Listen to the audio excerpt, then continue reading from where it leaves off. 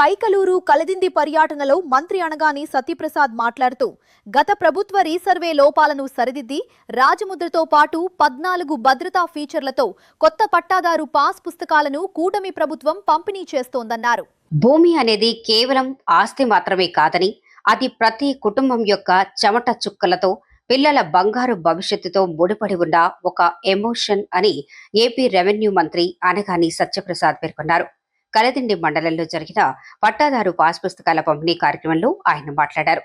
గత 2019-24 పాలనలో రీసర్వే పేరుతో మరియు ల్యాండ్ టైటిలింగ్ యాక్ట్ ద్వారా ప్రజల హక్కులను హరించే ప్రయత్నం జరిగిందని, కూటమి ప్రభుత్వం అధికారంలోకి రాగానే ముఖ్యమంత్రి చంద్రబాబు నాయుడు, ఉప ముఖ్యమంత్రి పవన్ కళ్యాణ్ నాయకత్వంలో ల్యాండ్ టైటిలింగ్ యాక్ట్ను రద్దు చేశామని ఆయన స్పష్టం చేశారు.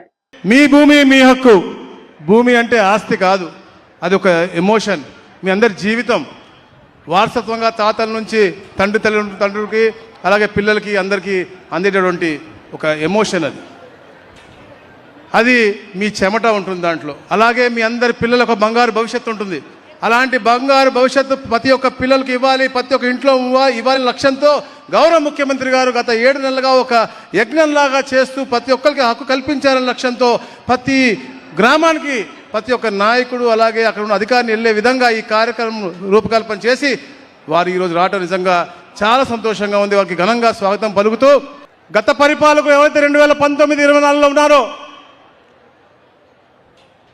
రీసర్వే గతంలో ఎప్పుడైతే స్టార్ట్ అయిందో దాన్ని అడ్డు పెట్టుకుని కొత్తగా ల్యాండ్ టైటిలింగ్ యాక్ట్ అని తీసుకొచ్చి 2 అనుసంధానం చేసి వాళ్ళు మీ అందరి హక్కులు ధరించాలని చెప్పారు, ట్రై చేశారు.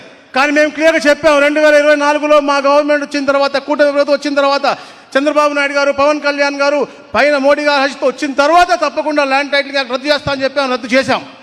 కానీ ఏదైతే రీసర్వేలో వాళ్ళు చేసిన పాపాలు, ల్యాండ్ టైటిలింగ్ యాక్ట్ అడ్డు పెట్టుకుని చేసిన పాపాలు సరి చేసుకోవడానికి మనకు ఇంత సమయం పడతా ఉంది. లక్కీలీ మన కోళ్ళ పాలన అయితే పూర్తిగా ఈ ప్రభుత్వం వచ్చిన తర్వాత చేసినటువంటి రీసర్వే, అందుకని 99.9% కరెక్షన్ వచ్చింది. 1% పోయింది, అది కూడా జాయింట్ ఎల్పిఎంలో కోర్టులో ఉంది కాబట్టి. అంటే అంత పారదర్శకంగా చేస్తా ఉన్నాను నిదర్శనం ఈ కాళ్ళ పాలన అని చెప్పి తెలియజేస్తా ఉన్నాను. ఎందుకంటే గత ప్రభుత్వం చేసిన పాపాలు 6,688 గ్రామాల్లో చేసి అన్ని తప్పు తడగ చేసింది. ఎవరికి కూడా సక్రమంగా ఇవ్వలేదు. మేము వచ్చిన తర్వాత గ్రామ సభలు పెట్టాం, రీసర్వే కోసం ప్రత్యేకమైనటువంటి మీటింగులు పెట్టి దాన్ని పరిష్కరించడం కోసం ఎన్నో కార్యక్రమాలు చేశాం. అవన్నీ చేసుకుంటూ ఈ రోజున మేము కొత్త నూతనమైన పాస్ పుస్తకాలు మీ అందరికి కూడా గర్వంగా పెట్టే విధంగా, మీ అందరికి కూడా గర్వంగా ఫీల్ అయ్యే విధంగా. ఎందుకంటే మేము ఇస్తున్న పాస్బుక్ ఏంటండి, రాజముద్రతో. అవునా, బాగుందా? దాంట్లో 14 భద్రతా లక్షణాలు ఉన్నాయి. నేను ఎందుకు చూపిస్తా ఉన్నా అంటే ఇది రాజకీయ వేదిక కాదు. మీ హక్కు, మీ చెమట ఉంది, మీ పిల్లల భవిష్యత్తు ఉంది. అప్పుడు పాస్బుక్ ఇప్పుడు పాస్బుక్ తేడా చూపించడం కోసం నేను ఈ ఫోటోలు కూడా తీసుకొచ్చా. 14 చెప్తున్నా, ఇరు తమ్ముడు, వాళ్ళు ఎలా హరించుకోవాలో చూశారు. ఎలాగా అప్పుడు పాస్బుక్ ఇప్పుడు పాస్బుక్. ఏది బాగుందయ్యా? ఇది అవసరమా ఎవరికన్నా? ఉంటే ఆ అమ్మ ఫోటో పెట్టుకోవాలి వాళ్ళ పిల్లలు, ఉంటే ఈ అయ్య ఫోటో పెట్టుకోవాలి వాళ్ళ పిల్లలు, లేదా ఈ సోదరి ఫోటో పెట్టుకుంటారు వాళ్ళ పిల్లలు. అంతేగాని ఈ ఫోటో అవసరమా మనకే అడుగుతాను. ఈ ఫోటో ఉంది, లోపల తెరిస్తే పట్టాదారు ఫోటో లేడు. అప్పుడు పాస్బుక్ చూడండి, పట్టాదారు ఫోటో లేదు. కింద చూస్తే ఫోన్ నెంబర్ లేదు, ఆధార్ కూడా 00999 అని ఉంటుంది. అంటే ఏది కూడా పారదర్శకంగా చేసే అలవాటు వాళ్ళకి లేదు.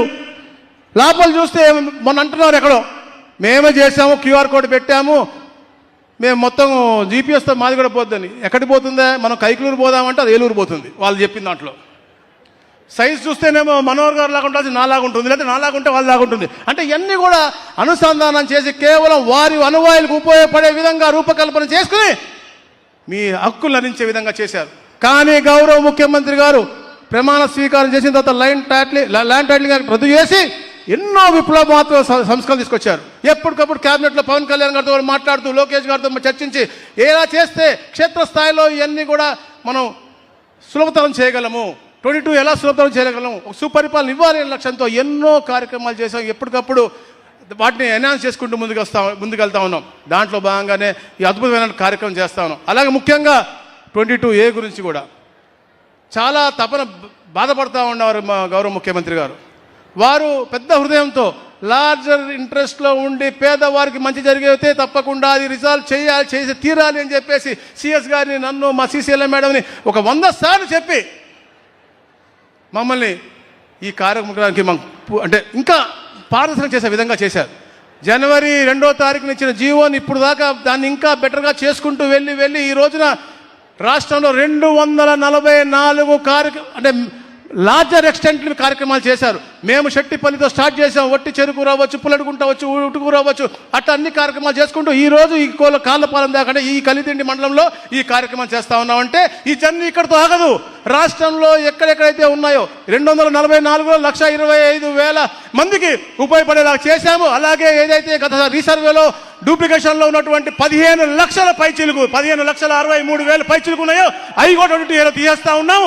రాబోయే రోజుల్లో కూడా ఎక్కడ ఎలా ఉన్నా కూడా అలాగే నేను మీ ద్వారా కూడా తెలియజేస్తా ఉన్నాను. ఎందుకంటే ఎలాగైతే మీ కామినేషన్ గారు చేశారో అలా ప్రతి ఒక్క నాయకుడు కూడా చేయాల్సిన అవుతున్న వాళ్ళ స్థాయిలో, మండల స్థాయి అవచ్చు, గ్రామ స్థాయి అవచ్చు, ఎక్కడైతే పారదర్శకంగా పేదవాడికి ఇబ్బందిగా ఉందో మీ నాయకుల దృష్టికి తీసుకురండి. తప్పకుండా పాజిటివ్గా చేసి మీ అందరికి ఇబ్బందులన్నీ పరిష్కరించే బాధ్యత మేము తీసుకుంటాం.